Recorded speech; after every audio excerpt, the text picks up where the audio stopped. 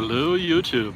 Happy New Year. Today is New Year's. I'm at Columbus Circle and I have little details on some modifications that might be helpful to everybody pertaining to the Hunter College High School test.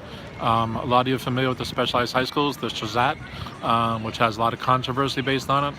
This test does as well, actually. In any event, the past few days, some updates have been made to some information about the test that might be helpful to everybody. By the way, my name is Greg. I'm at GregsTutoringNYC at gmail.com. Please contact me if you want tutoring on this test. The test is on Friday, January 11th, so it's in 10 days from now. Today's Tuesday, so it's next Friday, so it's really like 9 or 10 days to get to the test. There's some updated information that's been available, and I think it'll help everybody to the extent that if it gets disseminated, it'll benefit your child because it's basically being demonstrative of showing other capabilities that don't seem to have been in past information that gets revealed. This test is really kind of mysterious. It's unknown how it's graded. It's unknown actually what the test is. No real test has ever been provided to the public, and which is both fair and unfair. That said, let me go through a few things. First of all, there seems to be a few details I can give you on the ELA part and on the math part. I wrote some stuff down really quickly here, so I'm just going to go over it. So basically, the math part already had algebra, already had arithmetic, already had sequences and patterns, already had percentages, already had area, already had distance and times and rates and ratios, and also had some logic problems. There's some differences here that are a little more impactful than the past. Even though in the past it dealt with conversions of fractions to decimals, where they were sometimes implicit and sometimes your student didn't actually have to do it. This seems to be maybe there might be some explicit questions pertaining to this time directly, not indirectly or not implicit. Also, the same goes for the cross product, basically comparing fractions. There's a few ways to do this, so you don't necessarily have to use the cross product. But in the past, the child wasn't really, or didn't seem to be as, again, this is mysterious, so I'm pulling some of this out of a hat about comparing fractions in a manner of different ways. Tied into that is the number line. And again, some of these could have been techniques, certainly as double checking techniques in the past, where they seem to be upfront questions now. The other is PEMDAS, P-E-M-D-A-S. Different kids know this in different ways. Basically, it's the order of evaluation of expressions. There was always a question about this, but it seems to be a little more involved this time. Whereas in the past it was more simpler. This one could be more tricky. And the truth of the matter is all of these capabilities were always there. We never knew the test, and maybe these were on the test, but at least they're being more upfront. And the truth of the matter is your child's entering an accelerated program, and they're being required to ask to bump it up a little more here about things that are not going to say be on the New York State test for grade 6. Also tied into that is some mild graph interpretation, which your child may or may not be familiar with. A few of them may know how to deal with histograms and looking at an XY plot, but it's a little more deeper than that. Not talking about super duper graphing here, but just a different way of interpreting things and looking at things. Also, something called the magic square. Most kids at this age never heard of this before. Their wild guess would be I'm talking about a Rubik's Cube. I'm not talking about a Rubik's Cube. There's that. There's also going to be some more things pertaining to not just area this time, but volume. That seems to be where they're touching on. By the way, the specialized high school test has a lot of these already in them but the Hunter test seems to have been devoid of it. So there's a little analogy here, maybe and maybe not.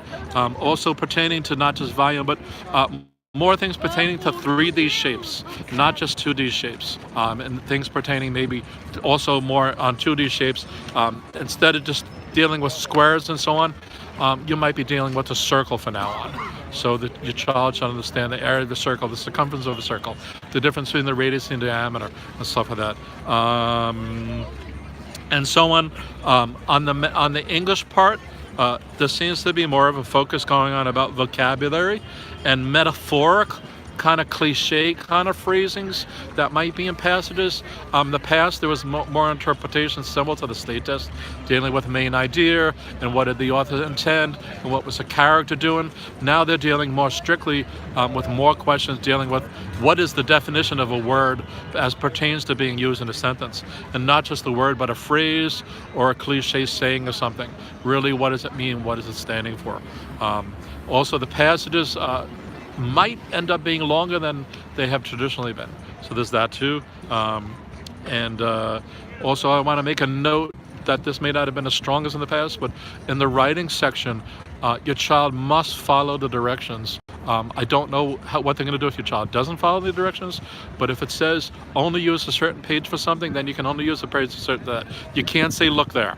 If they say use page 17 and 18, you can't use page 18 and 19. If they say if you write on page 17, you have to copy it on page 19, then you have to copy. You can't say look over there. If it says don't put your name on here, because remember this is a colorblind, racist blind, blind. They don't want to tie your writing sample into your other stuff. I'm assuming they're going to code numbers and stuff, so they do not know whose writing sample they're looking at. So if it says do not put your name on the writing sheet, then do not put your name on the writing sheet. I'm assuming there's one repercussion, whether you put your name on the writing sheet, it won't be looked at. So the safest bet is to play the game right, and so on. So again, these are just a few quick notes I made up sitting here. I had a few minutes between tutoring sessions and I'm just relaxing out here on New Year's Day. My name is Greg. I'm from GregsTutoringNYC at gmail.com. I didn't do it yet, but I'm going to put it into the text box below this with the description. And maybe mention some of these issues as well. Again, the test is in 9 or 10 days. Okay, my phone is freaking out, so I don't know if this is taping anymore. So I'm gonna wait a second. Still, it's freaking out. I'm not sure why this is happening. Maybe I've just lost the connection. All right, let me just say this in case it's dying out, because I was about to end. Your child already didn't have familiarity with a lot of the aspects of the test. And all the kids I've tutored over all the years and so on, every child didn't know when we started out this at least a third of the test, and most kids didn't know about a half of it. So with these new topics, it kind of bumps up the numbers again. So this is something you want to be concerned about, because if they're changing up the game a little bit, I do not know if they are. Again, this is a mystery kind of stuff, but if they are changing up the game a bit, you want to keep on pace with it too. And at the end of the day, whether your child gets into Hunter or not, they're going to benefit out of this when to the SAT, when they get to the Regents, when they get to the test, when they just do classwork. Because a lot of these are already accelerated programs, and they need to bump up their work and be at a different level than the normal classes. So again, I'm Greg at GregsTutoringNYC at gmail.com. Please hit me up if you have any questions, and of course if you have any tutoring, we can work it out in the next 10 days.